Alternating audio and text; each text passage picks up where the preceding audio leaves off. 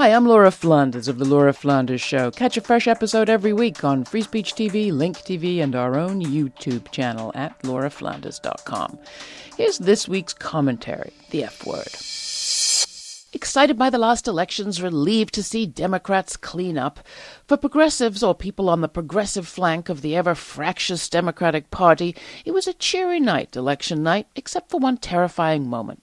Just before Virginia's governor-elect Ralph Northam took to the stage, a man took to the microphone who is uniquely qualified to seize from the jaws of victory yet more defeat for Democrats. Terry McAuliffe, the former Democratic governor and party consigliere, has spent his career shoving the Democratic Party to the right, creating exactly the kind of profile that's turned off at least a generation of voters. At the Democratic Leadership Council, he never saw a lobbyist whose dollars were too blood-soaked to accept. Chevron, Enron, Philip Morris, Monsanto, McAuliffe found them all a place. When Donna Brazile wrote in her book that the Democratic National Committee was run as a slush fund for the most powerful polls, she was hardly breaking news. The DNC's run that way for decades, and McAuliffe's been a central part of that. Whose party is it? Wall Street's or your streets? That was the central question of my 2006 book, Blue Grit, and it's as relevant today.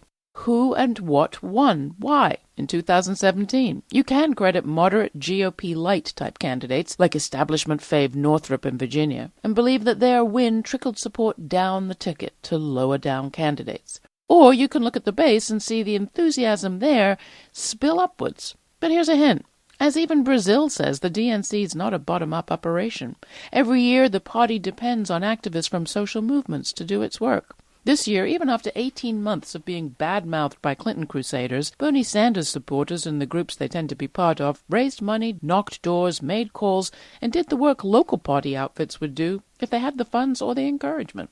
The progressive flank helped elect not just Democrats, but outspoken progressives, candidates who defied the McAuliffe-Clinton wisdom and didn't shy away from humane positions on radical things like war and taxes and monopoly capitalism. Frankly, Democrats should have cleaned up this season. For a year, the president's disapproval ratings have stayed well over 60%. The off-season victories could signal more success in the midterms and 2020, but not if McAuliffe and his ilk are allowed to interpret the results.